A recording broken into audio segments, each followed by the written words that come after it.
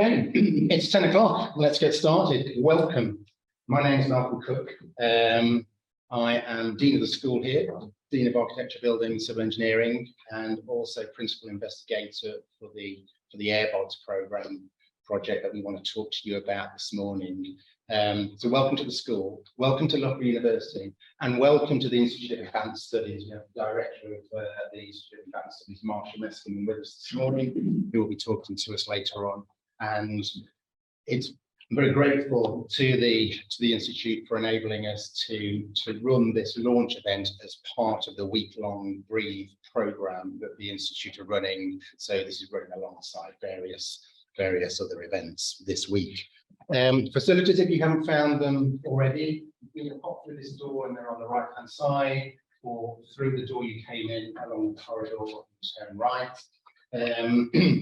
We're not expecting a fire test today, so if you hear the alarm, we'll go straight out through the door you came through.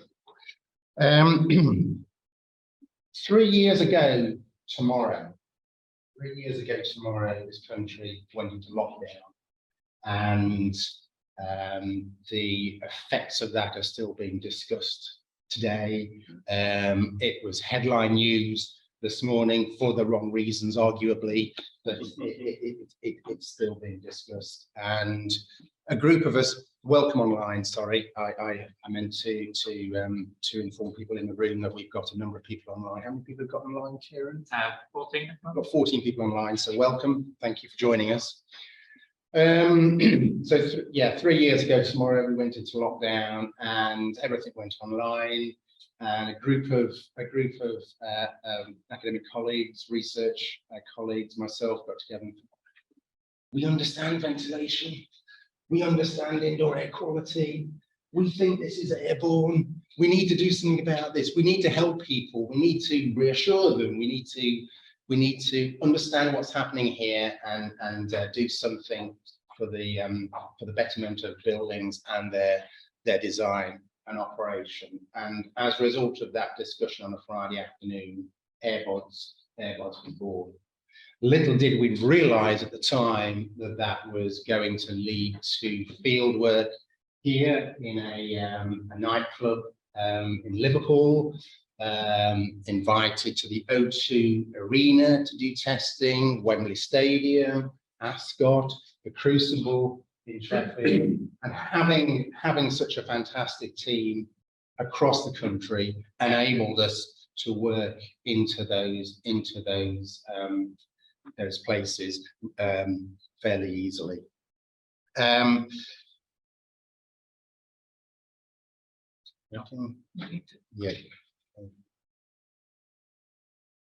Okay, so AIRBODS was born. We're very proud of the acronym. Airborne Infection Reduction through Building, Operation and Design for SARS-CoV-2.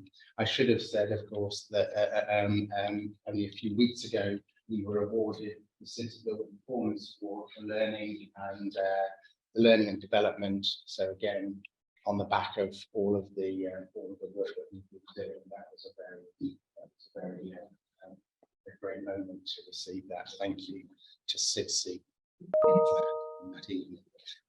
Okay, so as I said, an amazing team, 22 individuals across the UK helping as part of this project, and very grateful. I want to mention in particular CIDSI, who've been a key partner in the project, and very pleased that Dr. Hal Davis is with us this morning from CIDSI, who chaired our international advisory panel. Bill Barnsley here as well from Penn State, who was also a member of that panel. And I'm hoping Kath Noakes is online as well. Unfortunately, she's unwell and unable to join us in person. So yeah, welcome, Kath. Thank you for supporting the project. The project aim was this, to deliver guidance on the ventilation operation and future design of non-domestic buildings, and to quantify the risk of and reduce the transmission of SARS-CoV-2 in buildings. And we did that through three mechanisms. One, experimental work. Secondly, modelling, numerical modelling, computer simulation, and thirdly, field studies. And that field studies there was where we got involved in the various cultural events, the nightclub, the sports events, etc. And that really did take over our lives, didn't it, Leora? Quite a number of months of reporting into the government via the Department for Digital Culture, Media and Sport every Friday morning at 8 AM. What's the progress? What do the results look like? And what do we need to do? What do we need to do? And that was exciting. It was stressful, but it's kind of the ultimate for academics. And quite often you do a 3-year research project, and some papers will come out, and maybe 10 years later, somebody will contact you and say, "I've read this paper, can we have a chat about it?" Whereas what was happening here is, as we were learning about airborne transmission of SARS-CoV-2 and ventilation in buildings and in outdoor spaces and airflow in outdoor spaces, we were able to report that straight into government, and guidance was being developed. And that brings me on to the fourth, the fourth work package there. So those 3 programs of work feed into work package 4, the design guidance and dissemination. And I'm absolutely delighted. Hot off the press arrived last night.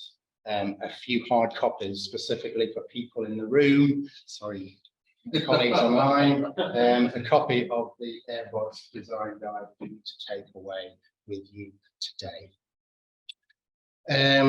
Further details available on our website, including free download of the AIRBODS design guide and the tool, which my colleagues will be talking to you about later on. Okay, so I'm now going to so what we're going to do now is I'm going to run through each of the 3 work packages, and I'm going to invite colleagues to talk about those. So this one I'd like to hand over to Abigail, who's going to talk about the experimental development work.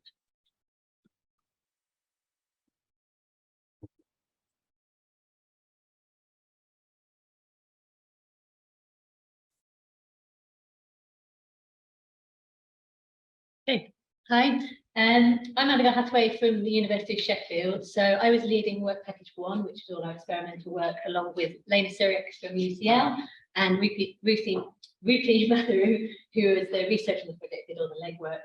I should also say quick thanks to Guy Hock as well, who is an MSc student who did a lot of work with us last summer on these experiments. So in this work package, we did a few different projects supporting the modelling work, as well as some sort of bespoke experiments in themselves. So given time, I'm just going to talk about one particular study we did, where we were looking at running an experiment to consider what happens to aerosols within a room. So our experimental work all took place in this test chamber, which allows us to do generate aerosols and do microbiological work as well. And the study I'm going to talk about was looking at different ways of delivering air in the room, different types of air movement, combined with having different types of partitions in the space. So we look back to those early days of lockdown, lots of plastic screens were coming up all over the place, and a lot of building services engineers were questioning the efficacy of these, or perhaps the risk they might pose. So we wanted to do some experiment work to consider this. So we compared different sorts of ventilation with different sizes of partition. I've got some other diagrams in the next few slides to explain in a bit more detail what we did, but broadly, we looked at comparing 3 different ventilation methods. So we had a completely still room, no air coming in or out, so completely sealed. We had air delivered, so 6 air changes per hour. The next slide will show a nice diagram of how this came in and out. It was dumped in the room in one corner, extracted from the other. So not well mixed at all, very sort of bespoke and not a usual ventilation approach, but could be quite typical of environments. Say you've got natural ventilation with openings on different types of the sides of the space. It's something very not mixed. And then we had a situation where we had that fresh air coming in, but also we had mixing in the room. You can see the fans in the ceiling in this picture, and this is by very high levels of mix in the room. The test chamber is designed for microbiological experiments where you have consistent conditions across the entire space, so it really does have high levels of mixing. So quite high air speeds compared to a typical office environment, but allowed us to compare that between very sealed environments to very high levels of mixing to a kind of very bespoke airstream and see what that had. We then had scenarios with different types of partitions where we had our control, so completely open space, where aerosols could move around wherever. And then we had 3 different sizes of partitions. A small one was about 50 by 50. So we're imagining those partitions that sort of just cover around your face. The little ones you see probably not placing anything really. Does that do anything? And then the more medium ones, 125 by 125. And then the bigger one was 210 by 210. So nearly up to the sort of ceiling of the room and getting close to the walls, but with gaps around it so you could still have the air moving around the screen. So this is a sort of better picture of what was going on in the space. This is a 3D image, so you can see the air supply at the top and the extract there. So this was coming in and going out. You get sort of an airstream at one side of the room rather than mixing well, and we just had the air changers on. We had a nebulizer creating aerosols in the centre of the room, so this was creating aerosols into the space. This is the Collison nebulizer for anyone into creating aerosols. So this has a medium diameter of about 2.5 microns. So we're looking at quite small aerosols, not up to the really large thing you could create if you're coughing and sneezing, but enables us to see that there is a spread around that. So we have some larger aerosols being generated, and it gives us a better idea of things that are on the smaller side of what people would generate when they're talking, like that. This is the mixing unit in the middle of the room, so that provides heating and cooling to the space. Pours then through it, and as I say, creates quite significant mixing. This section through here, you can just see the location of the screen. So number 1 there is the nebulizer, and then we have 2 particle counters at points 2 and 3. So one at about 50 centimetre from the nebulizer, and then we've got a screen in the centre of that where we have that set up, and then one further back, which is actually below, you see here, below the air outlet, so we're getting the more sort of mixed condition of aerosols in the room. And just to give a sense of the size of the screens in the space, this blue rectangle here is the difference between the small and the large. So you see quite small, the small screen is quite small really in comparison to space. A large one covers a lot of it, but there is still those sort of gaps at the top and the bottom, so you will get movement around it. So this is an example of some of our results. So I'll go on through first of all and look at what we have here is our different types of ventilation considerations, and then here shown is in the different boxes are your different screen sizes. So this slide is showing where we've had completely still air in the room, and I've shown results here for different sizes of aerosols that we're measuring in the space. So we've got larger aerosols above 5 microns at the bottom, those between 3 and 5. But next, 1 to 3, 0.5 to 1, and 0.3 to 5 microns that we're measuring in the space. The blue blocks are our controls, so there's no screen. Orange is the small screen, grey the medium, and the yellow colour the large. So you can see for those larger aerosols above about 3 microns, we're getting a reduction where we've got still air in the room of them getting to the receptor. So this is measurements at that 0.2, so the other side of the screen. We're getting a reduction of them for those larger aerosols above 3 microns. There's less of an effect with the smaller aerosols, which, you know, thinking about how things float around in the air, this is what we'd expect the smaller aerosols to be able to move around the screen, but some of those larger ones coming out the nebulizer and likely getting deposited on those screens. As we then turn so in these results, things get a bit more interesting. So we have some ventilation on here, but no mixing. So as we saw before, this ventilation, this air movement is very much towards one side of the room. And so, you know, not an example of a well-designed indoor space, but a space that could well happen in a lot of places, particularly if you're using natural ventilation. And so we see here that we're still getting a reduction on the large screen with those larger particles. But we have some sort of strange things happening with the medium screen in that we seem to be getting more of those aerosols getting to the receptor with the medium screen. And our only sort of thing we can understand from this is that because of the size of the screen and the nature of the airflow in the space, it's interacting with the screen, and we're having unintended consequences from creating some kind of diversion flow around it, pulling more of those aerosols around to the far side of the screen.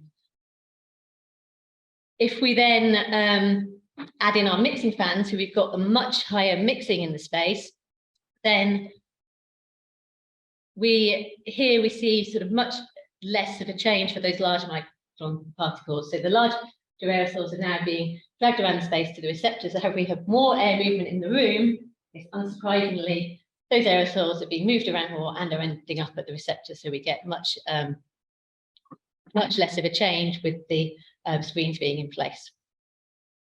And I think particularly as building services engineer, what becomes very interesting is when we then just look at the control scenario. So we just look at changing our ventilation. Here we show the control situation, so no screens, what happens with still air. So the blue blocks here are where we have no air movement, no dilution of air coming from space. We then have the orange block, which is where we turn the ventilation on. So we have these 6 air changes of air coming from the space, and then the grey blocks are when we add mixing to that. And interestingly, even once we add mixing on top of that dilution we're getting from the fresh air coming in, we have a great reduction in the amount of aerosols we're measuring at the receptor. So we can see here, compared to having the screens up, by adding ventilation and diluting the air in the space, we get a really clear reduction in aerosols. Unsurprising, because we're bringing air in and taking them out. I think as building services engineer, we think that. And then as we add more movement in the space, we're also getting more dilution at that receptor point, and we are reducing the aerosols at the receptor. And a much clearer change there than if you put screens into the space. So our findings here that we found that screens could reduce some of those larger particles in the space. They have a much less effect on the smaller aerosols, which is what we'd expect really when you think about those aerosols dynamics. But you have to be careful, because if you don't understand your airflow within the space, you can have unintended consequences. We were quite perplexed about what was happening in the medium screen, with those medium screens where we were getting higher values, sometimes even higher than with the control at the receptor. And so the only thing we put that down to is having a very distinctive airflow path that's then interacting with that screen. Once you start getting much higher air speeds in a space, then any effect on screens is going to be much further reduced. And I think the really key point here is actually the provision of good ventilation. So upgrading your ventilation, if it's poor, is going to have a much bigger effect than putting screens in to protect each other. We've also done some further work looking at deposition in the space, which I haven't had time to present here, but the overarching result from that is that you are getting deposition everywhere, even around at the receptor, even on the screens. So in terms of any cleaning approaches you have in your space, you'd need to carry that on regardless, even if you put a screen in between 2 people. Thank you very much.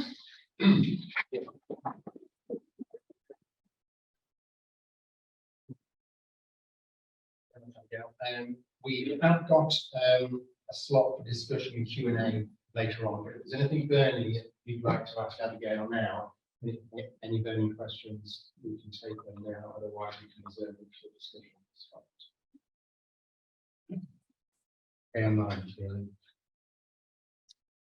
Nothing in the chat. So, Matt, I will, I don't mind. Really fascinating stuff.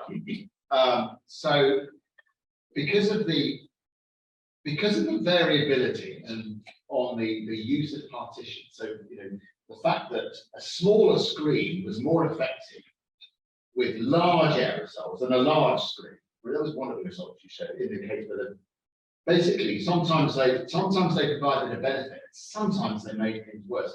Are the recommendations even stronger? Not just ventilation is a good thing, but with the use of a screen, we just don't know, because unless you do very detailed studies, you could be making things rather worse versus better, and the variability is just huge. I think if you don't know what your air is doing in the room, Don't use a screen. then yeah, don't use a screen. That's I think where you had no air movement, then the screen benefits. But I think the overarching guidance is we should be in those places anyway. So and as soon as we, yeah, People do move. Yeah. But if you're going to put a screen, as I said, it was the small screen was more effective than the medium or the large one. So I think that the message regarding screens is beware. right? It's not that they're neutral. They could be positive, they could be very negative, and actually I would steer a million miles from it. And the reason why it's important is that there is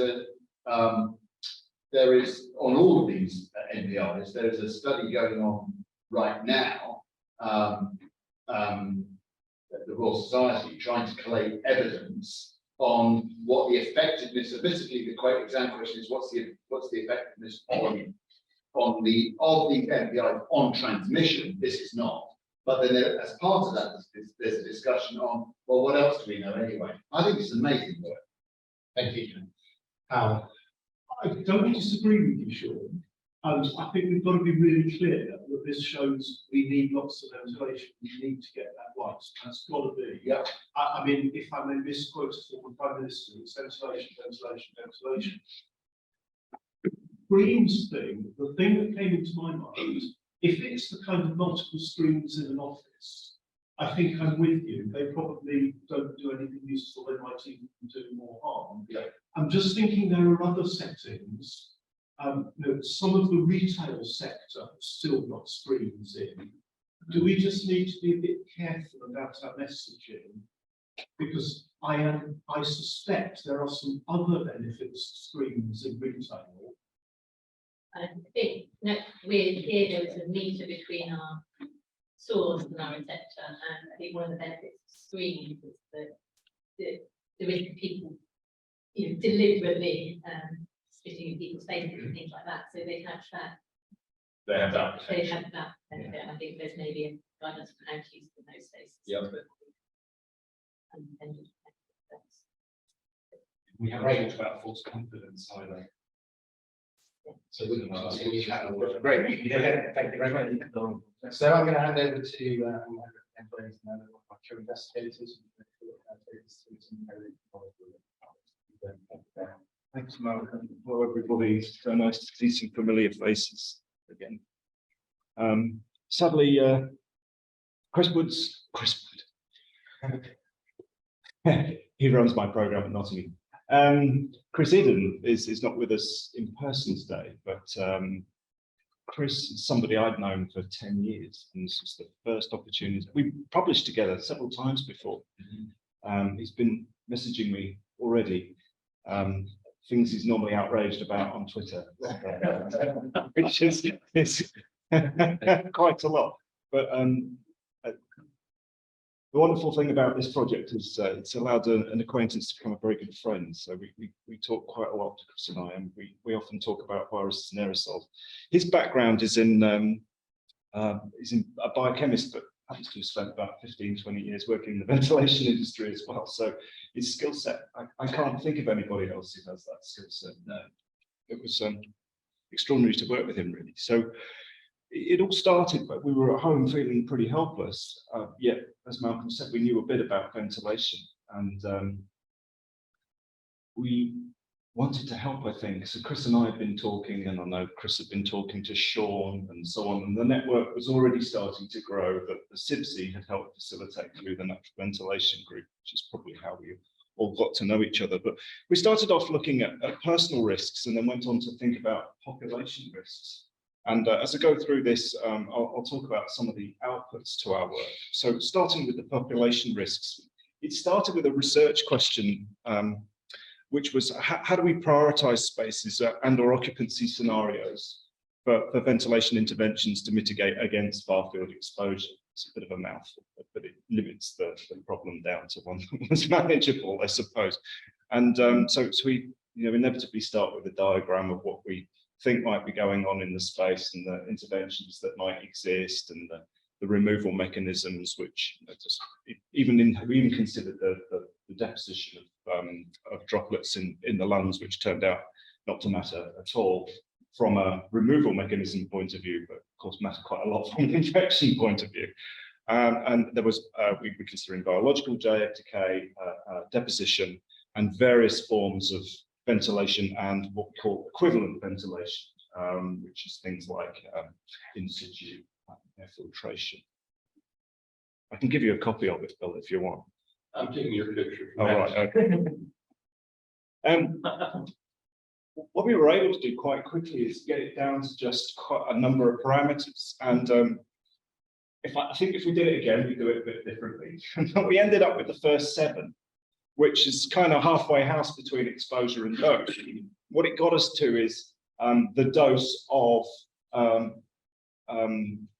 RNA copies, of which some of those will be viable, but not all of them.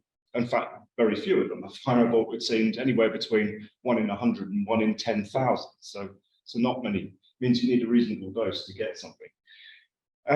So we didn't look at the viability ratio, and we discarded very early on the probability of infection or dose response relationship. Wells-Riley is very common, and we don't think anybody should be using Wells-Riley really ever again, but that's a separate talk, I think. And we started off just by considering what might be going on in a school classroom. We've got a lot of them, about 30,000 schools in the UK. And on the left is the number of RNA copies that might be present in the air, and that relates to the dashed lines. And on the right, you've got the number of RNA copies that you might inhale if you were in that space. And on the x-axis is time. So if you look at line A, which includes all the removal mechanisms that might be there in a school classroom, it reaches a steady state concentration pretty quickly. So definitely, we think, within under an hour. And if we then look at the inhalation line, it's approximately linear, which enabled us to simplify our model even further, because this sort of kink at the bottom doesn't really matter. You can get straight into a very simple relationship. We wanted to think about the show just how much the biological decay and the deposition matter. So we removed them from the model, and then you get line C. You can see just how much extra dose you might get if those removal mechanisms were not present. Then we wondered, well, what happened if the infected person, we're assuming one infected person in the space, left after an hour? So you can see then here, after an hour, B and D, it decays pretty quick in the space of an hour back down to the background, our initial starting point. And our inhaled dose plateaus very quickly. So being in the space in a long time with an infected person matters a lot. So exposure time matters. And I remember going into M&S Food once to buy some steaks, which is often what I go into M&S Food for. And as a customer, I was required to mask up, but the staff were not masked. And I was thinking about this plot and went back, and I'm pretty sure we had this conversation, Sean, and sure enough, a week later, I went back for my steak and the staff were masked. So I don't know whether somebody else had come to the same conclusion or whether it filtered through, but you can show that that was a really daft thing to have done with a very simple model. And the numbers, by the way, definitely are wrong, because all models are wrong, but this one is definitely useful. So we did evaluate the uncertainty. We started to put probability density functions for all the inputs, and considered the variability in the inhaled dose over a 7-hour period in a school classroom. And it says in my notes, it's somewhere between, you might inhale anywhere between, with 95% confidence, 77 and 350 odd RNA copies over a 7-hour period. Now, if the viability fraction is 1 in 100 and 1 in 10,000, it still doesn't mean you're getting a lot. And we were always troubled by those numbers, weren't we, Sean? And we were very conservative in our estimates to try and get something that we could show. Given the uncertainty, we decided to use a relative risk approach. So everything was made relative to the school classroom. 30 kids, 2 staff, 5 litres per second per person, 60 square meters, 2.7 meters height, so it's about 150 meters cubed. That I can't remember which BB that tallies with, but it's a fairly standard model for UK school classrooms. And we increased the flow rate, we reduced the flow rate, and it confirms that there is a law of diminishing returns. This is a log linear plot, straight line indicates exponential decay. So what was also interesting is that it was very similar to a 20-person office, 10 litres per second per person. But when Sean, the environmental modelling group, were interested in this, they preferred to use that as the reference case rather than a school classroom, perhaps less controversial. But anyway, You can see then that 1 hour in a supermarket probably is less risky. Some time in the gym, probably more risky than those. And we looked at some well-known super spreading events. We were able to show that 2 out of 3 definitely we were able to predict a problem there. But one, the Guangzhou restaurant, we weren't able to. So it's not perfect, as you would expect. Yeah. So this is a well-known plot from the AIVC, been around for 30, 40 years. We know that as you increase the ventilation rate, the reduction in contaminant concentration follows the law of diminishing returns. So yes, we want plenty of air, but we're more interested in spaces that have this high grade on this high gradient than we are down there, which tells us then that we should be targeting under-ventilated spaces rather than trying to add more air to already well-ventilated spaces. Okay, so lots of problems. What am I doing for time? Right. Relative risk, it's only indicative. It only talks about spaces relative to each other. It's not very helpful without an absolute risk, but I can't give you an absolute risk. It's impossible to calculate risk without with any certainty. A lot of the models in literature aren't interrogating uncertainty in their models at all. They're giving single numbers, which is just not going to work. The issue with this is, even when there is no virus, little virus or no virus in the air, you can always show a percentage reduction, always. And that percentage reduction could be significant. So that has to be borne in mind. Now, we always assume there is one infected person in each scenario, and we'll talk about that in a minute and why that's a big problem. In this case, it shows us that we really need to know how many infected people may be in a space, and then we'll deliver air to both either to the infected people or to the susceptible people. Now, that model was used in a SAGE-NG before. It was also used by the Chilean government. Their Ministry of Occupational Health did a small project for them and some dissemination of information. So 2 governments were interested in that, and it also formed the basis for SIPC risk calculator for air filtration or air purification. Next came another research question, this time coming via Sean from, is it Patrick Balance? Are we allowed to say? It was. If we look at, no, you're looking aghast at me, but I am pretty sure I'm right. But I'm not sure whether it was Patrick or... Well, it was Patrick, because I wondered why you've been talking to my PhD student, Patrick, about this and why he would want to know the answer to this question. And then you reminded me it was the chief scientific officer. Yeah, we all make mistakes. So the question was, how does occupancy affect far-field transmission risks? And the hypothetical scenario was then, is it better to have one office of 50 people or 10 offices of 5 people? And so we took that as a way of going forward. So back to our inputs. And this time we had to consider all of these, much as we really had to hold our nose to use the dose response relationship. But we had to use that because we wanted to consider the community infection rate, which is the proportion of people infected with the disease in a population of people. And this looks at the time there was a 1% community infection rate. It's been higher than that subsequently with more voracious variants of COVID. But if you look at the light coloured, which is for the 5-person space, and the dark coloured for the dark coloured space, the most probable number of infected people in both of those spaces is none. Is none. So that's not a very good justification for ramping your ventilation rate above code. It's not. All right, so let's consider 5,000 people, 1% infected, so it's 50 orange dots here. You'll have to trust me on that. And we're going to divide them up into 50 offices. And what you'll find is then that now 38% of the population is susceptible, so is in contact with an infected person. We don't consider them susceptible if they're not in contact. Now, if we divide them up into 5-person spaces, now only 4% of our population is in contact with infected people. So on the face of it, it seems like a good thing to do. Certainly reducing the occupancy density in spaces is probably an easier way to do it rather than shoving up petitions in an office. Now, this is where Chris came into his own really and left the rest of us for dead, because he started to talk about virus behavior and why it matters. And my goodness, does it matter?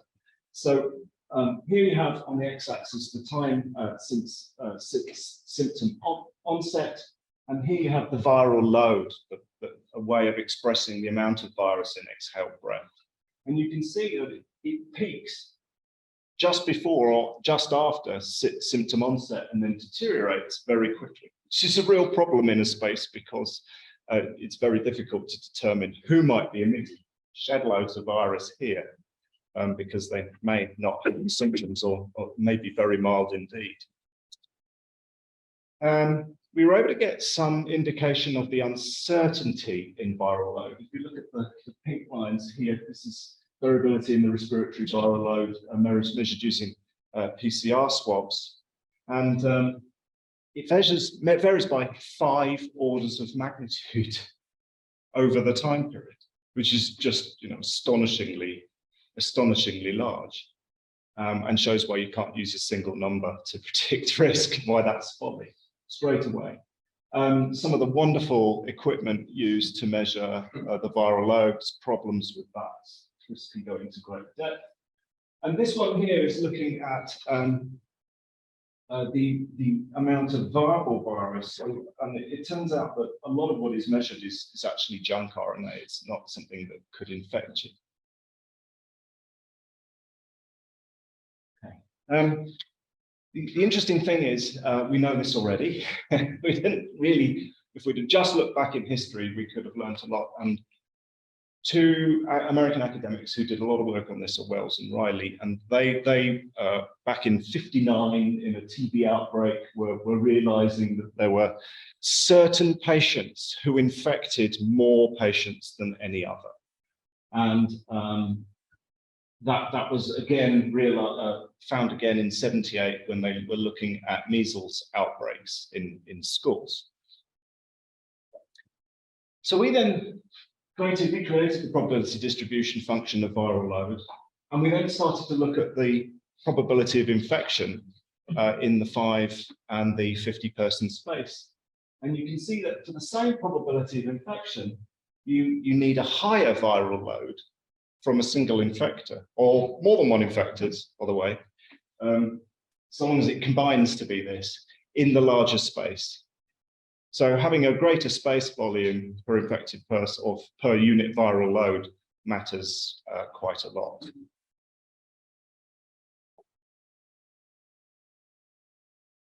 If we then wanted to consider the proportion of a population who are infected, you end up with 2 rather dull-looking curves here. But the area under those curves, it indicates the proportion of the population that is infected. And actually, I think there are 3 times less people infected in this population, 5-person population, than there are in the 50-person population.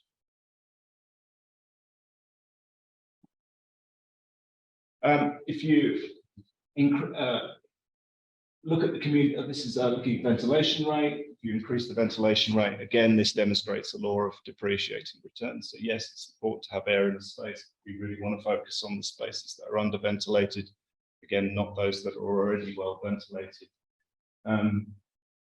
Occupancy matters a lot. If you can reduce your occupancy density, if you can have people working in shifts, people working from home, it's a very cheap way of doing things. If you look at the community infection rate, then the more people there are infected in a community, the bigger problem you've got.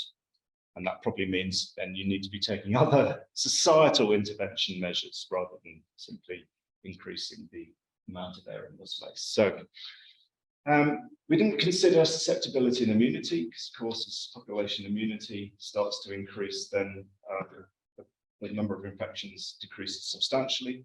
We really don't know how many people there are infected in many of our spaces, and this is a real problem when making decisions. But there are limits to the effect ventilation can have on the transmission risk in buildings. What it showed is that the plot I showed earlier with the curves and the probability of infection risk, for a lot of the viral load, there's no infection. So when the viral load is low, ventilation isn't going to do anything because you're not going to get infected. However, when the viral load was very high, there's not a lot ventilation can do because it's going to be overloaded.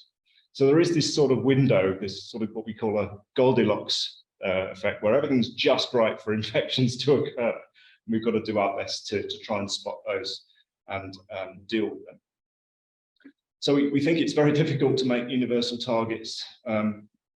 We are shooting at a moving target somewhat. We're going to do our best, aren't we, Bill, with the ASHRAE pandemic standard. So there are a couple of short-term and long-term things that we can do. Short-term, you can reduce occupancy and emission using masks, perhaps, but there's now some concern over whether masks actually doing the recent Cochrane review. And then in the longer term, we really need to make sure that buildings ventilate to code, at least to code. Okay, that's me. Thank you for your taking time. There's a lot I want to get through, and I give my colleagues strict instructions to stick to time, so thank you very much for that. Are there any burning questions for Ben before I hand over? There was a couple of notes in the chat. It's probably Chris asking the question. Yeah. What have we got? What have we got there? So, are these dose numbers and the okay? Then comments. Right. It's not mine. Yeah. Okay.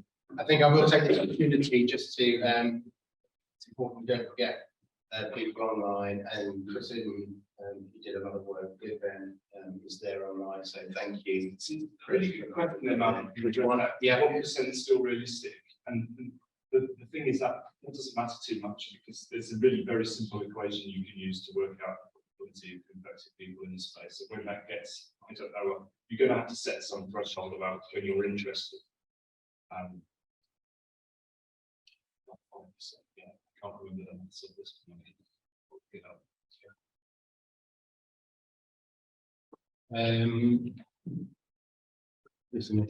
Right, okay. He wishes he'd done the talk, and that's what I made. Okay, so thank you, Ben, and Chris didn't. Thank you very much for all the work for what you've done. It's really important here. One thing Ben mentioned was advice on ventilation in compliance with standards. One of the things we found in the field there, I'm just about to hand over to Laura, is discovery that actually ventilation systems weren't doing what we expected them to do, or what the building owners expected them to do. And hey, if they were, then maybe transmission rates wouldn't have been as significant as we feared, and indeed as they turned out to be. So on that point, I'm going to hand over to Leora, who led the huge amount of field work with a big team, and I'm sure she will mention to basically. Thank you. I don't know if we're being seen by the audience at home. Yes, okay, so hello. And yes, I think we need to have Chris on the panel as a hybrid joiner, if that's possible. So my name is on the front slide, but really this is a massive group of people that I have some pictures of shortly, and that have been doing this work. And we were very actually fortunate to have have such an amazing team of people surrounding AIRBODS, and we've even managed to recruit a few more people to help us for this study, which was supposed to be really a small field studies package with one RA and mushroomed out quite a bit. So I think the guide that you're going to get today has a lot of information about the results of our studies. But what I'd like to talk about more is how we actually did the study. And for some people here, it's just an opportunity to revisit some fond memories, I think. So really the context was airborne transmission. It was starting to become acknowledged that it's an issue we were asked to investigate what is going on at live events, because all the culture, music and sports events had been closed for a bit over a year. And there was just no possibility of reopening them without evidence because of the well-known super spreading events that caused quite a lot of fear. And the idea that you could put 10,000 people in a space and maybe one infected person could infect all of them was quite terrifying. So we really wanted to see what can we do to help kind of untangle that a bit. So I'll explain kind of the problem, our approach, how we got organized, and just a very brief overview of key research outcomes. So yes, you all remember this kind of the wrangling, several months of debate, and eventually kind of the World Health Organization and Public Health England and the CDC in the US recognized inhalation being probably the dominant mechanism for transmission in most settings. And that really kind of informed our project that although we had microbiological sampling as well, we did some surface sampling by Lena and Rupi and her team that Abigail mentioned before. It was really trying to focus on air, which was something we could measure at a large scale and quite quickly, and to get a kind of overview of the scale of the problem. So we really focused only on aerosols and only on that kind of far field transmission that was what was more important at events, at least in terms of can we allow them to run or not, because the way people behave at events is a completely separate issue that was investigated as well. So the ERP, it was one of the 4 UK government's roadmap reviews, so how to move out of the pandemic. It was an important one because it allowed the government to test many different types of interventions and do medical research and public health research and behavior research. And ours was one of the studies of a number of studies. The economic impacts of live events, I think it's not just about money, it's about how many people actually work in this sector who were forced to sit at home and have absolutely nothing to do. And we know from our own experience what that does to people's mental health and obviously finances. So it was a really, really important kind of issue to unpick. And it also allowed the opportunity to put everyone back in together and actually see what happens and test that in a really organized way. And that's where our science board was such a key element to all of this, because it was very stressful, as Malcolm said. We were, Malcolm and I were, and Sean actually on the other end, every Friday morning for 26 weeks at 8 a.m. reporting back on these results. And it was very, very stressful for everyone, but it also gave us a huge amount of support and a huge amount of advice, and it informed what we were doing and gave us confidence to just keep going ahead with it. So for me, that was really one of the most kind of robust programs I've ever been on, and it was set up so well, and it made a really big difference, I think. So the public health studies were, as I said, most of these studies were done by other groups. We actually ended up collaborating very closely with the behavioral studies group, and papers on that are still being written, so I'm not showing those results really today, but it was several studies happening at once, which made it very interesting. And if we had more time to integrate everything, it would have been done even better. But I think we got the call around end of February. We started the project before it had been even set up properly, before the finances and contracts were sorted, and we were already measuring at Wembley Stadium on the 18th of April. So it really was with new equipment and new staff. So it was really a ferocious kind of case. So the problem, the way we defined it was to understand, the way the science board defined it for us, to understand the risks relating to transmission at live events, and especially airborne, and the relation to ventilation strategies. We kind of tried to outline the risks included the duration of time spent in the space, and this is where all this work that had been done by SAGE Environmental Modeling Group and by people like Ben and Chris was so important as well, because it already helped to frame the problem in a helpful way. There was a lot of concern about activities that generate more viral aerosols, especially singing, loud talking, aerobic exercise. And if it's been a few years since you've been to a nightclub, you'd probably still remember all of that takes place at nightclubs and in many events, and at football matches. So actually that's something that's very difficult to unpick. And risk factors, if ventilation rates are low and if there are a large number of people present, all of these can be an issue. So we focused mainly on CO2 monitoring. The rationale, I'm sure everyone around the room knows this very well by now, and at home, hopefully. CO2 can be measured as a proxy for exhaled breath. It builds up in the air. It gives us an indication of how well the ventilation systems are coping with the number of people present, which is really a key issue. And the duration of exposure relates to risk of infection, but I laughed about what Ben said, you know, all models are wrong, but some are useful. And this was an attempt to kind of bypass all the models and say, well, what is the one thing we can actually measure? So what can we actually measure? What can we actually measure a lot of? And can it give us at least an indication of higher or lower rather than a number? Because we knew we were never, ever going to get an actual number on such a complicated problem. And for me, my background as an atmospheric physicist really helps because I know how weather is measured around the world. People literally take buckets and fill and wait for the rain to fill it and then measure it with a ruler. It's not really that advanced, but it does help you predict hurricanes. And that's what we needed to know is there going to be a hurricane of infection? That's all really. So we kind of, as you know, we kind of focused on the location. We focused on the environment that's being created, and we kind of said, this is the environment that the venues and the event organizers and all the people in them together are creating.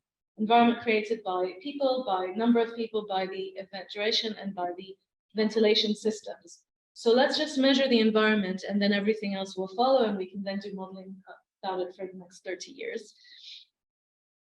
So we first wanted to get kind of insights and results that are only applicable, that kind of understand what can be done. So rather than get insights and results that are only applicable to one case study that we examine in detail, that work will continue. We wanted to get an understanding of the sector as a whole. So if we wanted to give a fast indication, we had less than 3 months to do monitoring, less than 2 months to do monitoring and report and see what is the first stage, what do we actually see here. The really, really fast thing, measuring CO2, classify the venues, develop a set of air quality metrics that is general enough to be useful, and then in the future might be useful to other people who want to do modeling. Monitor at a high resolution so that we actually capture what's happening. And because that was technically possible by then, because a few years ago that wouldn't have been. There was some work on quantifying bacterial and SARS-CoV-2 contamination in surface and air samples collected. We needed to be there at the live events ourselves and actually understand what's happening and where we need to measure and where the risks are. And that's where the links with the behavioral studies group came really alive, because we understood what they were talking about and vice versa. And then we created an air quality database to see kind of what are the overall trends, and that is still being mined by the research team for research papers to make the links between the bacterial and SARS-CoV-2 contamination and ventilation, which is still ongoing work. And crucially, to actually test, if we could, to propose mitigations and test them and have it working. So this is kind of the team that was mainly involved in the field studies. As many pictures as I managed to get, because there were some people who are not on this screen.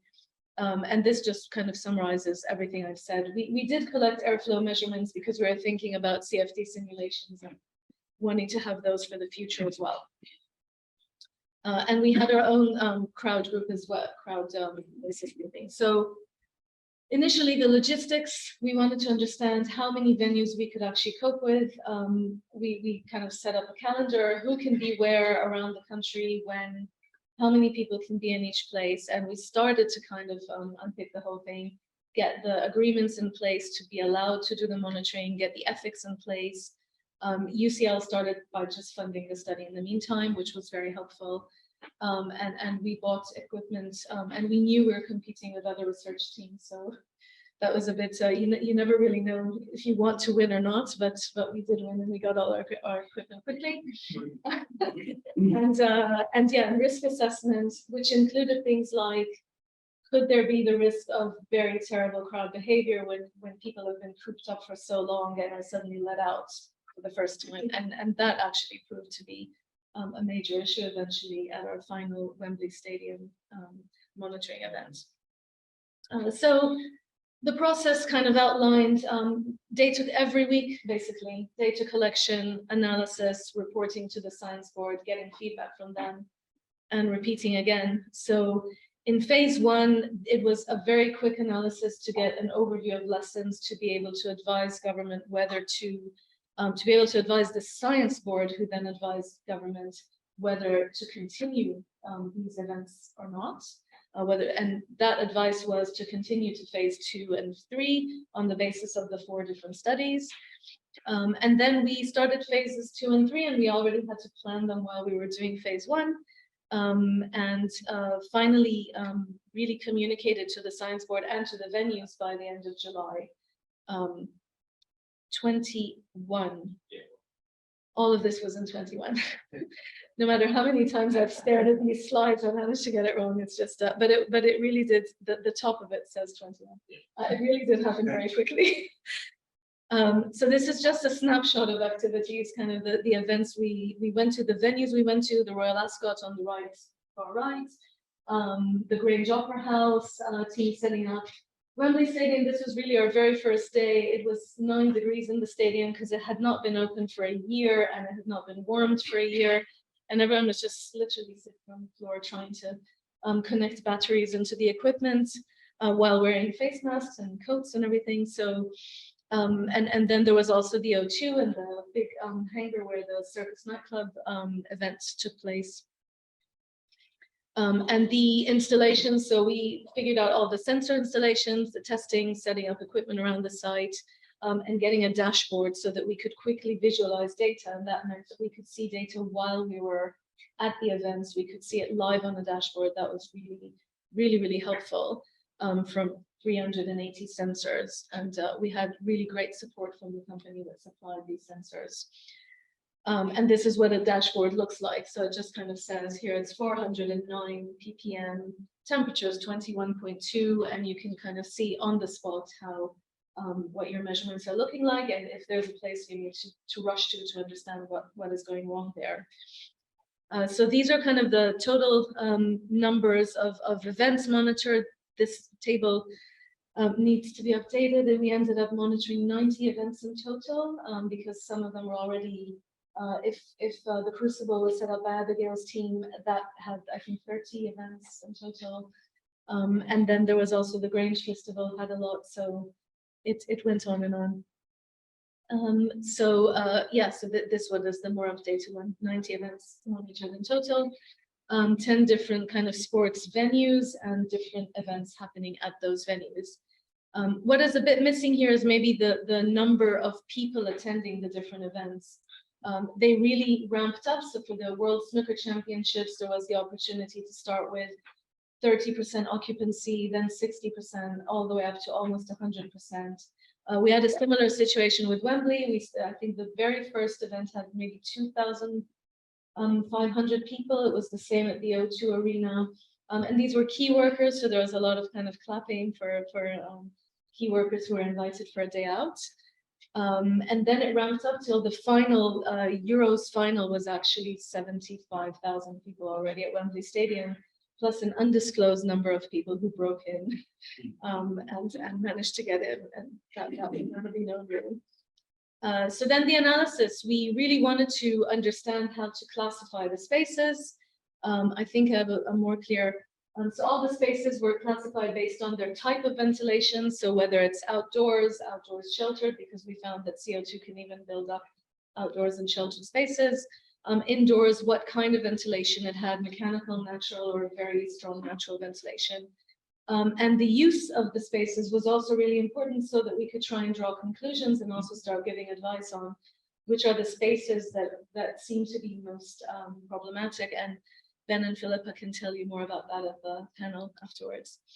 The air quality classification, it was broken down into more bands than usual. So usually building design guides break it up to 4 different bands, but we thought we don't know what the risks are. There are new variants all the time. And if we ever reach a point where you could give more specific guidelines on air quality, it might be useful to break down the data in this way. And it also kind of shows you how many spaces were really in the very difficult bands of 1,500 to 2,000 or even above 2,000 ppm for CO2, which really indicates very poor ventilation or a very high number of people or both. And by highlighting it in this way, we could just show the full picture around the country, which was it's shades of gray. It's not black and white. It's not a case where some places are inherently always risky and others are not at all. And this really especially helped us break down the issue of the theaters. Theaters were considered to be risky because people are sitting indoors, and football stadiums were considered safe because people were outdoors. And we just said, no, we're not buying that at all. Theaters are usually massive spaces with a lot of air. People are sitting masked quite quietly, and the air quality was great everywhere we measured. Football stadia are great outdoors, but if everyone is congregating on the concourse all at once, then the air quality would be very poor for a short time as well. So we just wanted to kind of break all of that apart and create a database with quite high resolution. So the key research outcomes, I don't know how I'm doing for time now. So again, most of them will be in the guide that you'll get, and also discussed in other talks. But we kind of just really, this is the one with Wembley Stadium showing you phase 1, 2,000 spectators, phase 2, 22,000, phase 3, 70,000. So that's what that kind of looked like, and the nightclub as well. We managed to kind of give very quickly an analysis of air quality across the board around all of the events that we went to and all of the venues that we went to, and be able to report on what was the mean or average CO2 value in the duration of an event, not over an entire day, but actually during the event, and also what were the maximum CO2 values that were found. And that just helped with some kind of quantification of how often do you find really risky spaces, how long, and then how long does that last? That would be the next thing. So we aggregated these. The air quality bands F and G are the ones that were more concerning, but we actually found for all the 3 phases, it was less than 10% of the spaces, and we monitored so many different individual spaces. Less than 10% of them showed those kind of poor ventilation. And then you can get a sense as a country of how much risk you're willing to accept and how much effort and how much investment you might have to put into improving ventilation, or reducing the number of people who come to events, which is, each of these have an economic cost, and it's not for us to make a recommendation on that, but at least it gives a bit of useful data.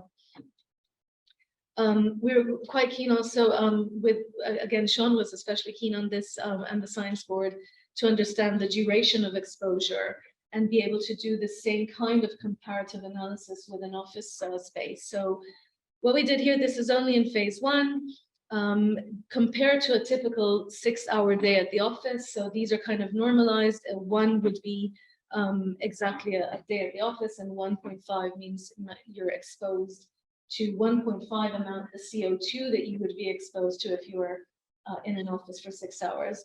And this doesn't say anything at all about the populations, which is where it's kind of complementary to what Chris and Ben were doing.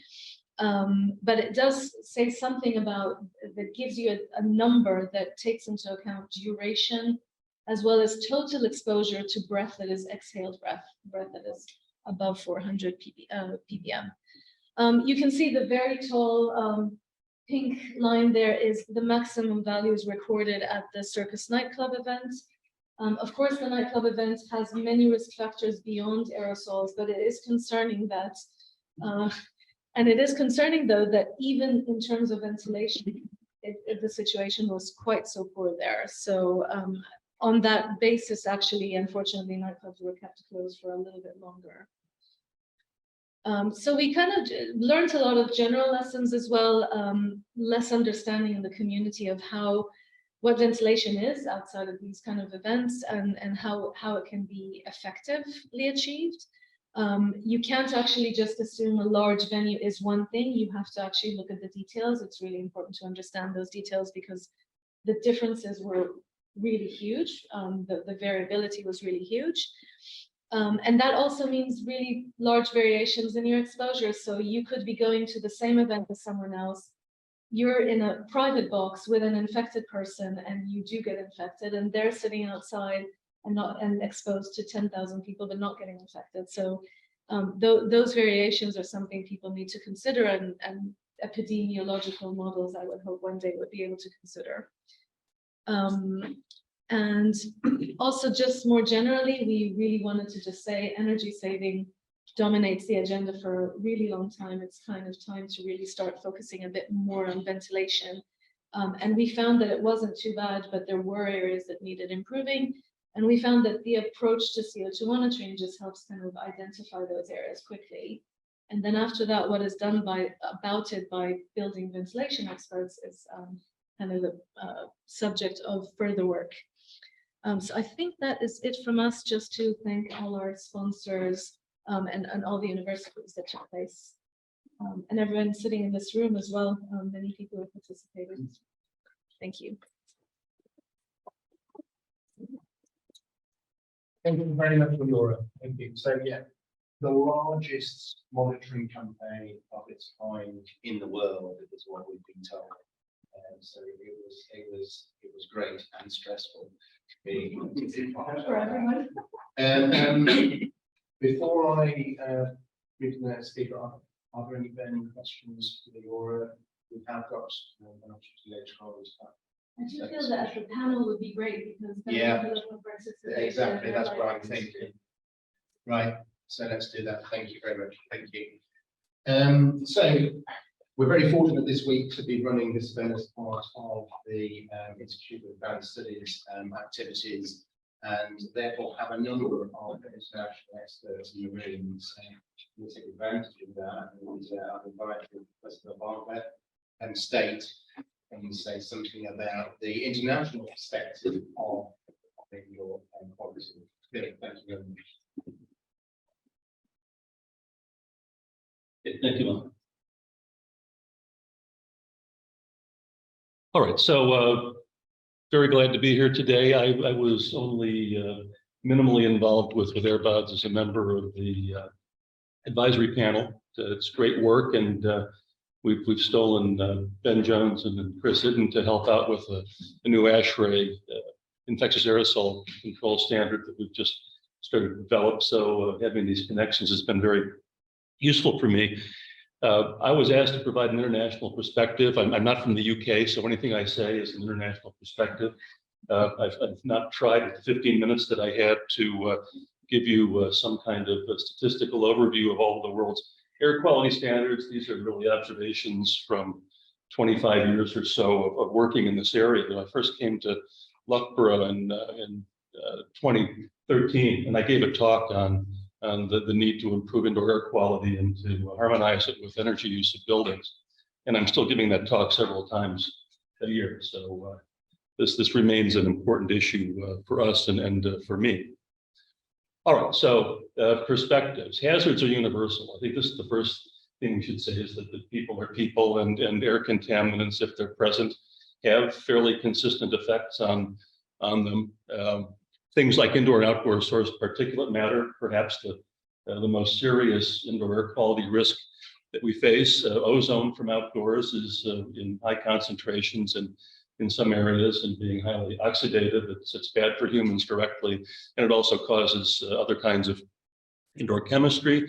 In urban areas, outdoor emissions from fossil fuel combustion are important, whether that's transportation or power production. Indoors, we have sources from the building fabric. What do we make our buildings out of, and what kinds of things do they emit? So VOCs and SVOCs are important emissions from building materials, and processes are important as well. So if we still allow smoking in buildings, environmental tobacco smoke is important.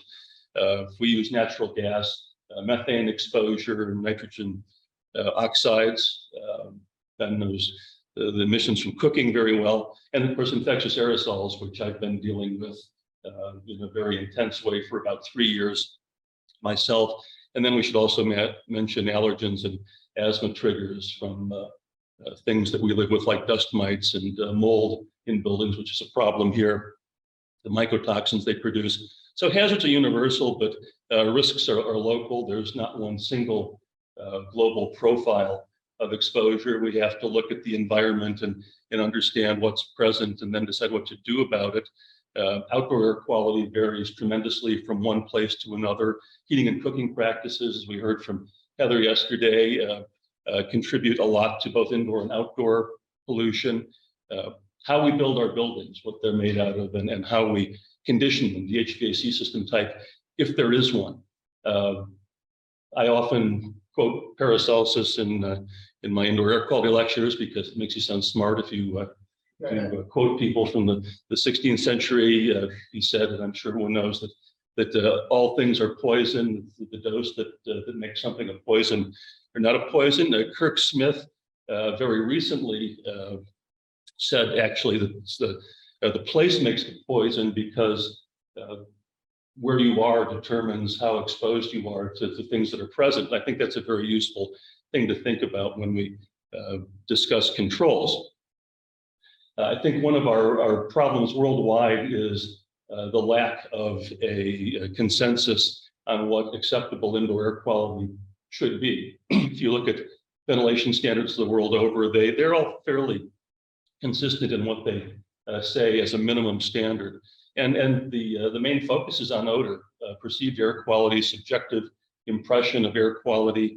And to that we add typical exposures to contaminants that are present in buildings being below established exposure limits. So if there's a threshold limit value for something, that we're supposed to stay below that. Whether that's good or not, it's debatable, but it's an attempt to at least prevent high risk of developing diseases over a lifetime that are related to indoor exposures. So the statement that we use in ASHRAE's ventilation standard is no known contaminants at harmful concentrations is determined by cognizant authority. So you have to know it's there, and there has to be an authority who's developed the limit, and we actually don't have limits for a lot of contaminants. And infection transmission is not addressed at all in those standards. And if you really dig into even healthcare standards and talk to the people who write them, they'll tell you that they don't know either, that most of the ventilation rates and the filtration requirements have been handed down from generation to generation because they seem to work. These are not true necessary criteria. And of course, everyone's familiar, I hope, with the curve on the left here that relates ventilation rates to subjective acceptability, which gets us our typical 7.5 liters per second per person in most environments. Our standards are generally prescriptive, not integrated, not based on performance and the overall effect. So we say you must have a certain amount of outdoor air that's clean enough. That's usually done on the basis of a per occupant amount and a per unit floor area amount, and a minimum filtration level. In some standards, it's not even required under all circumstances. ASHRAE standard 62.1 only requires filters if you have wetted cooling coils or other wetted air stream surfaces. Most people don't realize that. So why is that? It's because the filter is there to keep the coil from getting dirty. There is no filtration requirement for recirculated air in these standards that's to reduce the PM exposure of the occupants. So we have multiple controls, but they're not, we have no sense of what the cumulative effect is and how we're using those to target a specific type of contaminant, something we can work on. We'd like to define air quality in terms of a nice compact set of contaminants that we can measure and control. ASHRAE has been working on its indoor air quality procedure for years, and we've made a good improvement in that recently, in that we now have a specific list of contaminants with levels of concern that have to be met. But the problem is that there are 15 of them, and they're not present in all environments, and some of them are hard to measure. So this is still not a practical definition of indoor air quality. Another important thing that we need to recognize is that unlike outdoor air, indoor air is rarely regulated at all. In the United States, we have the Environmental Protection Agency, we have the Clean Air Act that has established the National Ambient Air Quality Standards. So Outdoors, we've made great progress. Indoors, there's no regulation at all. If you look around the world, many countries have what are supposed to be indoor air quality standards, but when you look into those, you find out in a place like Singapore, it's often pointed to as a model, that when you ask the government, do we have indoor air quality regulations, they say, no, there are none. This is all voluntary, and we're publishing recommendations, and we know how far those get us in many situations. Monetizing the impact of indoor air quality is a problem. Monetizing in a certain way, in an actionable way for a particular owner. So there are plenty of studies that show us that there are effects and that they can be very significant in their costs if we look at that across, say, a whole country or across the world. The effect of 7 or 8 million excess deaths from air pollution, for example, or $350 billion a year in the United States from avoidable indoor environmental quality problems.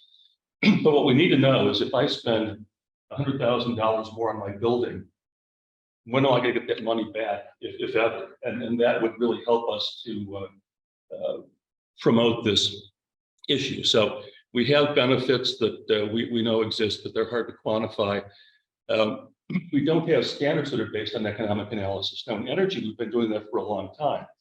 The requirements in ASHRAE's energy standard, which is the code basis in the US, are based on life cycle cost of these things that people are required to do. We don't do that for air quality. And if we did, we would be doing a lot more. We also have a split incentive problem in terms of monetization. So the beneficiaries are not necessarily the ones who pay, which means that there's room here for regulations to help redistribute money. That should be something that governments are good at, is helping move money from one place to another to get something useful done. Of course, they may have to print it in the first place or take it from someone, but still we need a certain amount of regulation. Energy and carbon are monetized, and that has always given them more influence when we're looking for ways to spend resources than for air quality. Just to point to both this issue of monetization and differences regionally, this is a nice piece of work that was done by some Canadian researchers where they looked at the cost benefit in terms of reduced morbidity and mortality from having different levels of filtration using the ASHRAE MERV scale. And what we see is that as you go from 6 to 16, the lowest to the highest efficiency, you get greatly increasing benefits. And the worse the air quality is outdoors, the larger the benefit is. I think London is actually in here at the low end, $200 per person per year. That's not bad if you have better filtration in your buildings. So we need to look at things from this way. We haven't really done that at the level of standards and regulations. The best controls need to be tailored to local needs. Ventilation is not always the best. Ventilation with outdoor air, I think, is sometimes viewed as just a pure benefit, but it's bringing in maybe half or more of the particulate matter in the building. It's bringing in ozone. It's bringing in emissions from outdoor combustion. It adds to the energy cost, which creates more emissions. So it's not the unalloyed benefit that we sometimes think it is. And because many buildings are naturally ventilated, most buildings, the outdoor air supply is unreliable. So we need multimodal solutions that include air cleaners, but air cleaners are a swamp. There's a lot that we don't know, and they may be expensive to implement. These alternatives need to be studied more. That's one of the main things we're focusing on in our work in ASHRAE these days on standards. There are a lot of products that make claims that are backed up by good research. There are not standard test procedures, and there's little or no regulation, certification of products. So all of those things are things that we're working on. We also have the problem that in the construction industry, about the only thing that's regulated is the design of the building. Once the building is finished and occupied, then anything can happen. So ASHRAE standard 62.1 covers all of the things shown in this list. Is the outdoor air quality adequate? Requirements for systems and equipment design, the ventilation rate procedures that determine the quantities, construction and startup and operation and maintenance. The only thing that makes it into the building code are the prescriptive ventilation rates, and that's pretty typical worldwide again. And we know that O&M is really important. Even before COVID, the General Accountability Office in the US did a study of schools, and they found the #1 maintenance items was HVAC systems. 50% or 41% of school districts had 50% or more of their systems that were in need of repair or replacement. So this is a significant issue, as Malcolm was noting. And then the perceived conflict between energy/carbon, now we have to say that too, and indoor air quality is a barrier to progress. Every time you say we want to improve indoor air quality, you will immediately get the pushback that, well, isn't that going to increase energy use? And that's a problem. So we need to address these two things together, and that's really the topic of my talk this afternoon. What do we need? A lot of research, which exposures matter, more about dose response, standards that are performance-based, and supporting standards that allow us to rate things like the performance of air cleaners. In the policy arena, disclosure and enforcement, that's what you do after design. We need to start having testing of buildings and put air quality certificates on them, just as we are now accustomed to doing with energy. And social policy, the carrots and sticks. What are we going to do to incentivize or require that the things that need to be done are done? And to wrap up, I think that the place we should start is with the precautionary principle. We should take reasonable measures to avoid threats that are serious and plausible. That means sometimes we have to act without perfect knowledge, but we know that the consequences of not acting are severe, as we found out during the pandemic. And that's all I have, so thank you very much. Right, we're on the final slot now. Sorry, we've been a bit back to back, but we've had a lot we wanted to say to you. So the final slot now, as I said at the beginning, we have produced our AIRBODS design guide, and to introduce that to us, I'm pleased to welcome LP and Patricia, who are both online. I'm not sure who's going first. Patricia, are you going first? Hi, I'm going first, Malcolm. Alpina, great. Okay, I'm going to hand over to you, Alpina. Thank you very much. See you and hear you. Okay, great. Thank you. Hi, everyone. I'm Elpida Vageloglu. I'm from Work Package 4. And yeah, as Malcolm said, I'm going to present the AIRBODS findings and guidance for airborne infection resilience. And then Patricia will present the building operation and design support tool that we have developed within Work Package 4. Hopefully you can hear me and see me okay? Yes. Okay, great. Thank you. And now I'll just share my screen.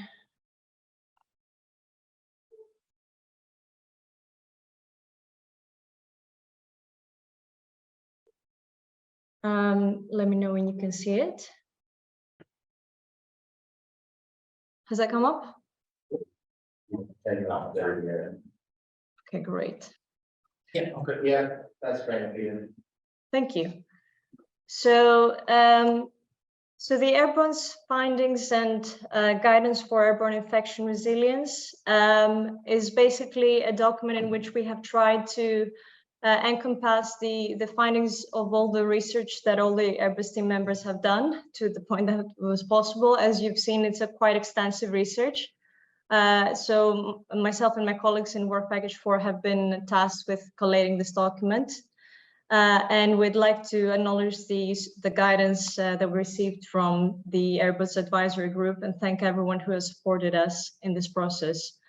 So as I said, it's a rich document, a lot of information there, and it's structured in a way that it provides some basic background in the introductory sections, and then it's basically themed into focus areas. The aim of the document is to basically enable building professionals to have to inform their decisions about design and operation of their buildings in order to increase airborne infection resilience. And the main focus of that has been ventilation, obviously. Here on the left, you can see our happy team receiving the CIBSE Building Performance Award a few days ago, as Malcolm mentioned. So I'll just go on to give you a little bit of a taste of each of the key sections of the document. We start by providing an introduction to some basic concepts about aerosols and SARS-CoV-2, providing some useful definitions, and also giving some understanding to the readers about the impact of different environmental conditions on the behavior of aerosols. So for example, here you can see some images from the CFD modeling of work package 2.2, where basically on the left, a nebulizer emits an aerosol cloud without buoyancy, and on the right-hand side, we can see the effect of activating buoyancy. So there's things like that that are explained within this introductory section. And then we move on to introducing the AIRBODS airborne infection risk metrics. A number of those have already been mentioned through the presentations here today. Ben already discussed the relative exposure index, which is an individual risk metric, and the proportion of population infected, which is a population level risk metric. So all of these are explained here, hopefully in a digestible way, as well as other metrics such as the indoor air quality classification system developed within Work Package 3, which classifies spaces into air quality bands based on their CO2 concentration. Section 4 basically discusses challenges to increasing airborne infection resilience and how much is really within our power in a building to do in the event of a pandemic. So there's controllable influencing factors such as occupancy levels, activity in a space, exposure time, and factors like that. And then there's the uncontrollable factors like viral load, infectious dose, community infection rate, which basically define that there's a certain limit to how much can be done within our control in the building. Section 5 describes the methodologies that were developed during the environmental service and how we could use those to basically inform design and operational decisions. So that there's a detailed recommendation here of how to carry out CO2 monitoring. And basically it lays out a methodology starting all the way from how to select and set up your sensors, how to install them in a space, what are the important parameters to consider. You can see here Ben on the left setting up some sensors. And it goes all the way to processing data and how to interpret that data. So it's a quite analytical method that we're proposing here based on the work of Work Package 3. Yes, and the interpretation of this type of analysis can provide obviously a lot of useful answers to questions such as whether a space is insufficiently ventilated or overcrowded, whether it requires immediate attention, whether there's particular times of high occupancy that should be considered, and a lot of questions that are really, really important for building operators to be aware of. The same within the same mindset, we are also presenting the methodology that was used to carry out microbiological sampling in the events research program.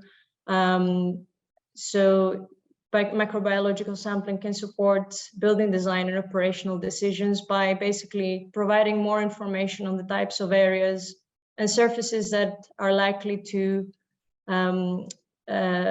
be contaminated with bacteria. So this supports our breadth of information when taking decisions on the risk in a space. So following on to section 6, which is about designing for ventilation, this is a part of the document that basically captures a lot of the work of AIRBODS.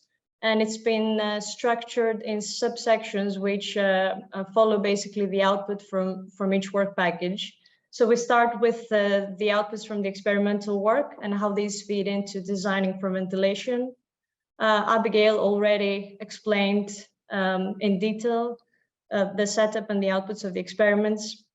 So we describe those briefly here, together with useful outcomes from these experiments and how these can inform our decisions within building design and operation. Here's an example that basically shows the importance of introducing ventilation in the blue graph, in the blue columns, or ventilation plus air mixing in the amber columns, where we see basically the large percentage of reduction in particle numbers just by these two measures.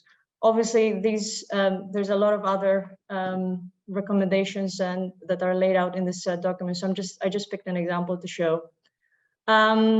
So section 6.2 provides insight from the mathematical models of Chris and Ben, and the developed metrics of REI and PPI basically provided us a very powerful tool to be able to evaluate different scenarios. So we show an example that basically highlights the importance of ventilation in poorly ventilated spaces, which has a much greater impact compared to increasing ventilation in already well-ventilated spaces, as we see that ventilation rate per person has a diminishing effect on the risk.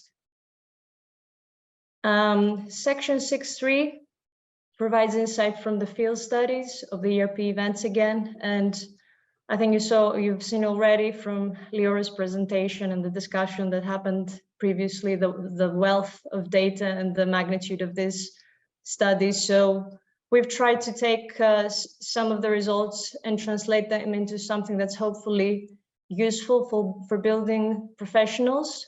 So in this example that Ben discussed just a while ago in that nightclub in Liverpool, the CO2 measurements gave some very useful insights on the ventilation effectiveness of the space, where it was found that overcrowding restricted airflows, and therefore that resulted in some parts of the space like having being much more poorly ventilated than others. Section 6.4 provides insights from the focus groups, which we carried out in work package 4 with industry participants. So there were 3 groups in total, one with building designers, one with building operators, and one with non-technical building users. And we had some very, very interesting sessions where we had the opportunity to ask questions to the participants about what is the real life side of things when it comes to considering how to increase your airborne infection resilience in a building, what lessons they learned from their experiences, from post-occupancy evaluations, from operating or using buildings, what could go wrong, and basically what are their main concerns and considerations. So again, a very rich set of inputs from the participants. I'll only mention a very interesting emerging theme that came up through these conversations, which was that the participants felt there was a lack of understanding from the building user side on how to use their buildings, and from the designer side on how occupants are likely to use the building. So basically, based on their experience, the building users need support to understand how they should be operating their buildings.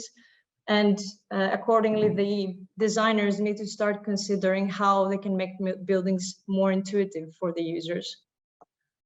Lastly, section 6.5 is basically an attempt to summarize all of these interesting findings from the various work packages into a proposed AIRBODS approach on how to design for ventilation.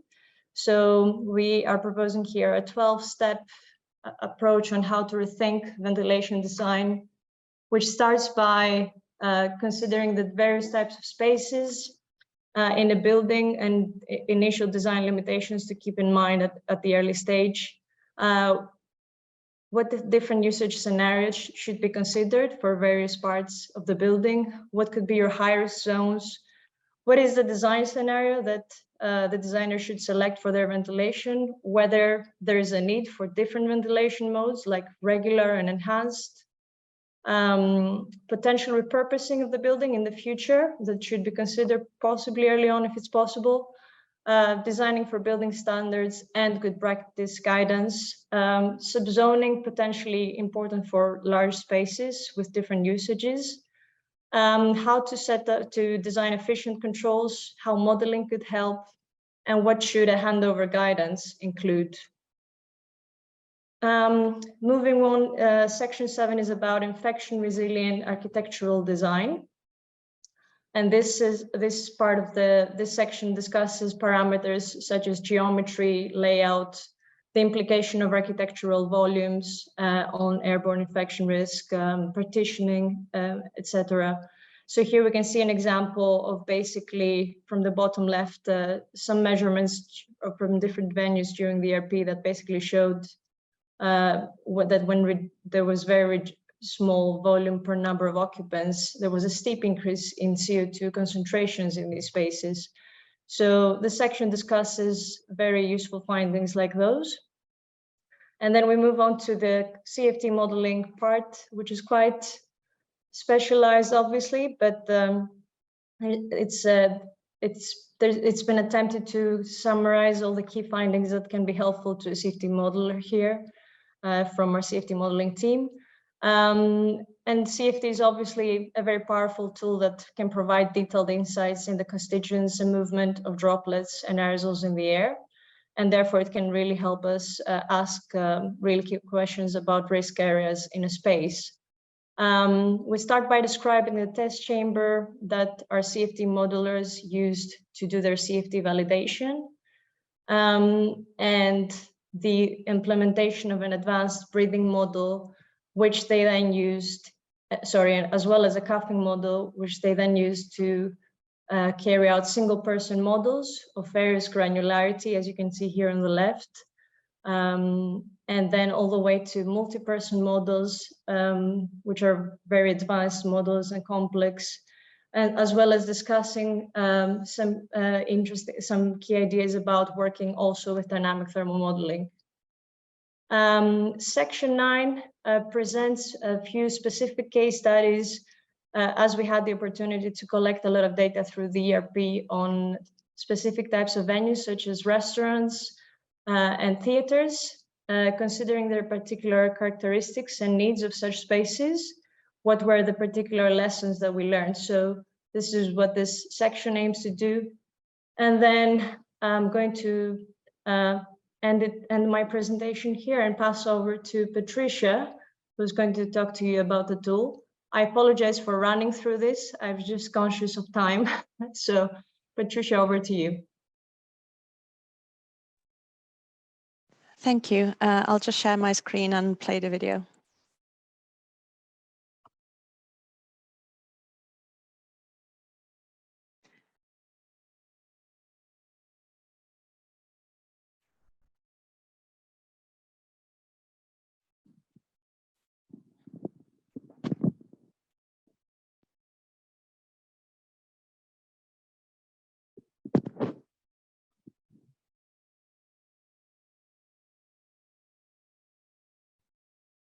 That you are doing choose to share what you're on the side, it's not coming through. Patricia.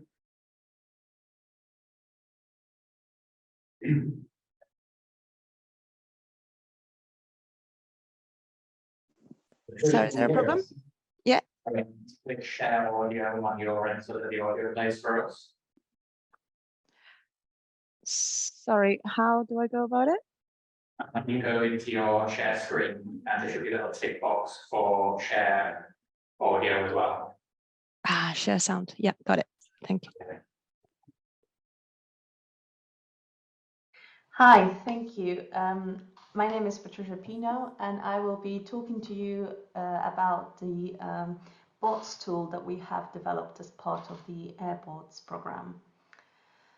So this tool is currently in beta or preliminary version.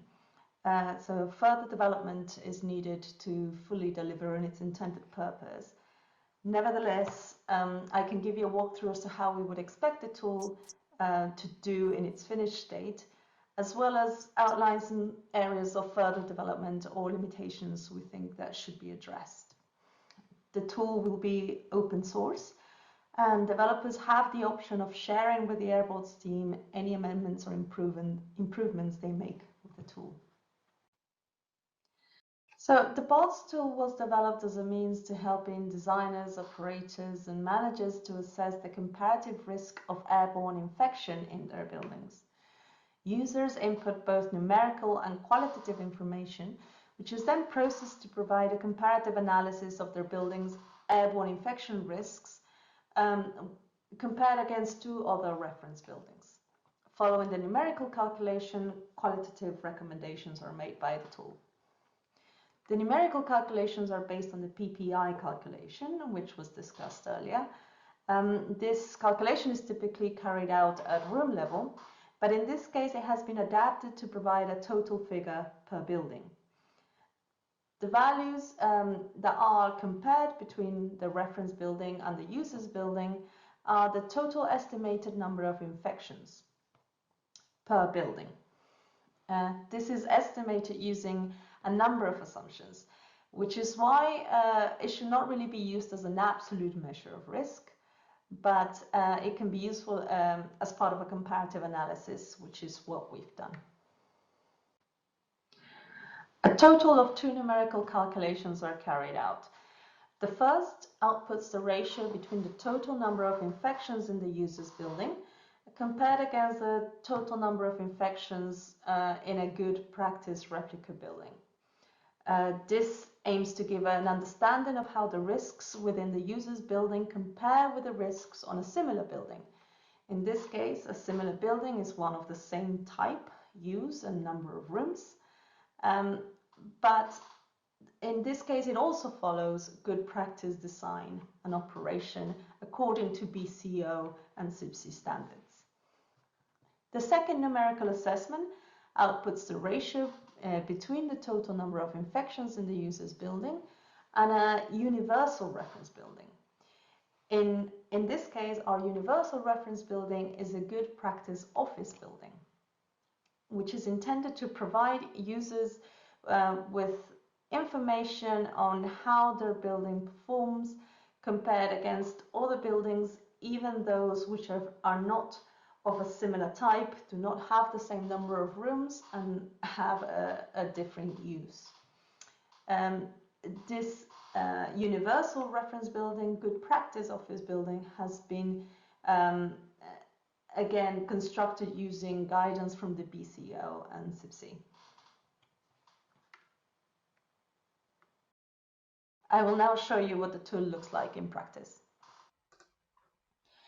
So the tool begins with our disclaimer, where we share an email address for the AIRBODS team in case any developers or anybody wants to share the amendments that they've made to the tool and may give us some ideas for future improvement.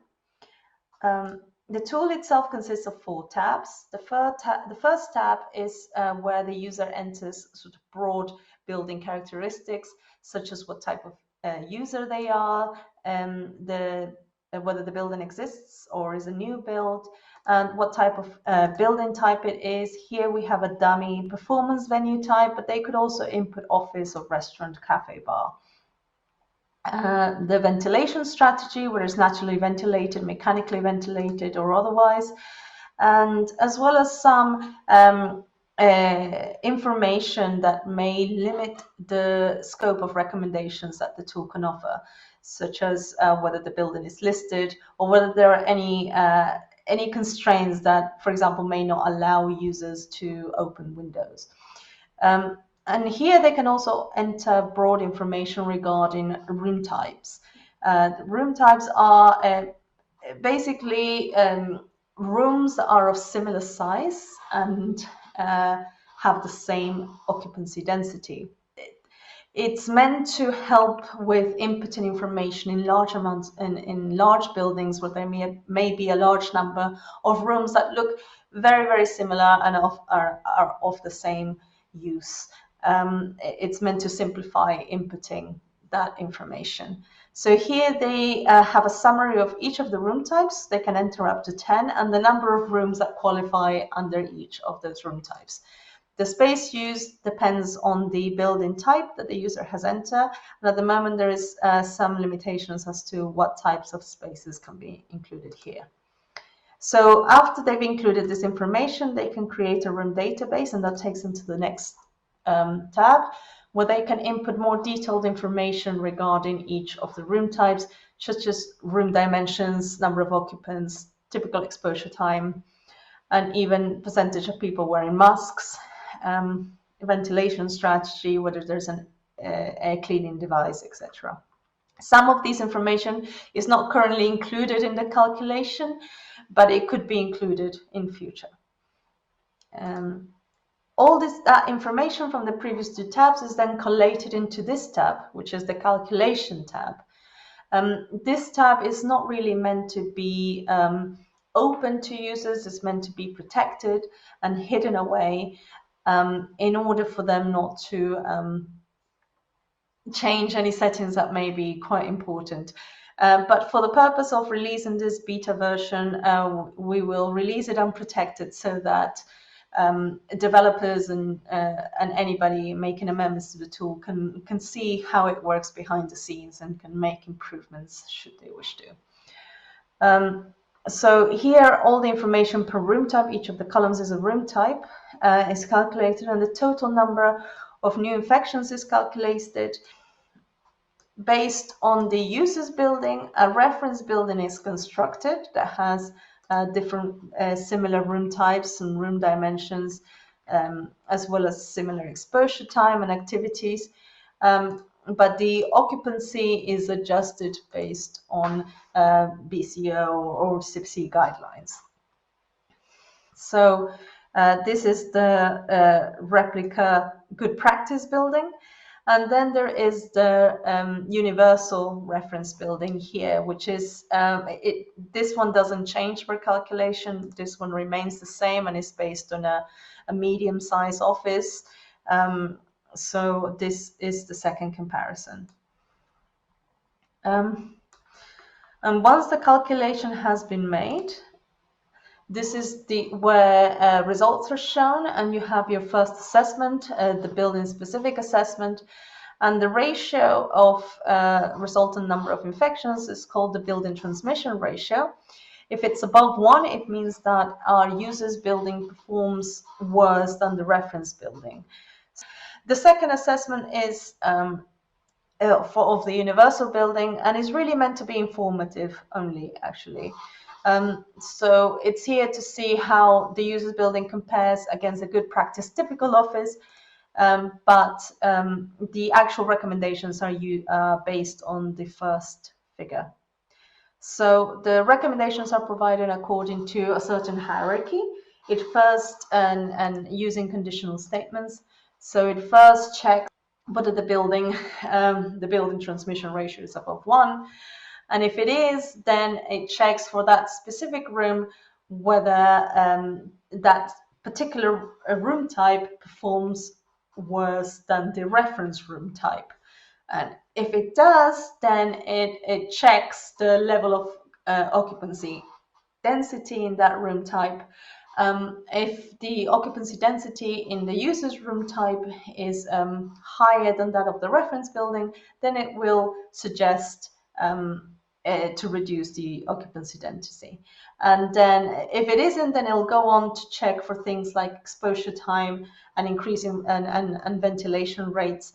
And the idea was that there was a hierarchy of potential solutions to apply, and reducing ventilation rates was intended to be left until the end, because we had some concerns about the potential increase for energy consumption. So we wanted to make sure that everything else had been considered before increasing ventilation. So that is where the tool is at the moment, and I will be happy to answer any questions you may have.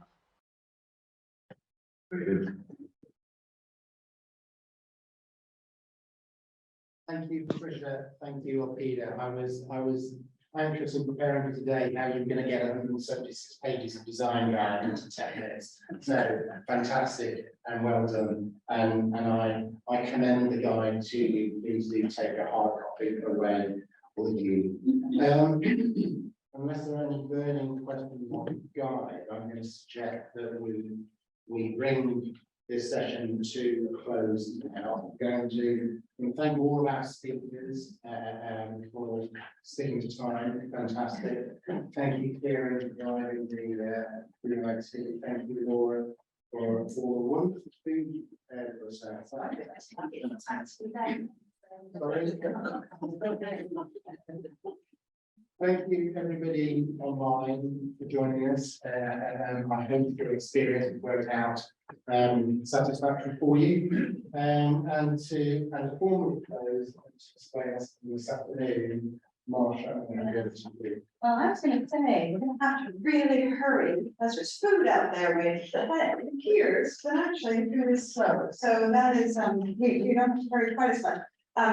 So can I please add my thanks to all those this morning from AIRBODS for actually, I think, allowing us the privilege of launching AIRBODS here today. Award-winning project, by the way, also Malcolm, and I think you haven't made nearly as much of that as you might have because you're, as usual, modest about this. But this is an absolutely fantastic project, and we are thrilled that it's been part of BREATHE, and we've had the input of colleagues throughout BREATHE to be thinking really seriously about a range of different scales and different aspects of this theme. So what I'd like to do really is invite colleagues who are here attending for AIRBODS to also attend the BREATHE event this afternoon if you're wishing to stay on. So we do have theoretically some food that will be between these, but we are basically just walking a very short distance to another building. And what's going to happen in the second half of the day is that we're going to be able to welcome all 5 of our international visiting fellows who are here over the course of this week as part of the BREATHE theme, who are each going to speak to us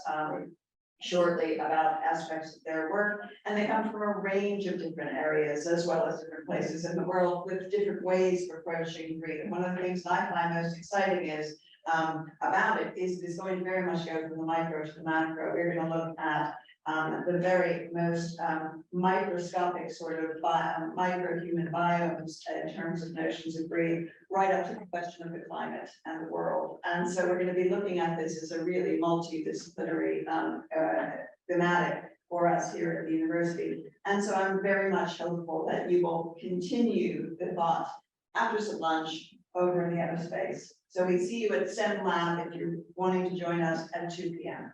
Thank you.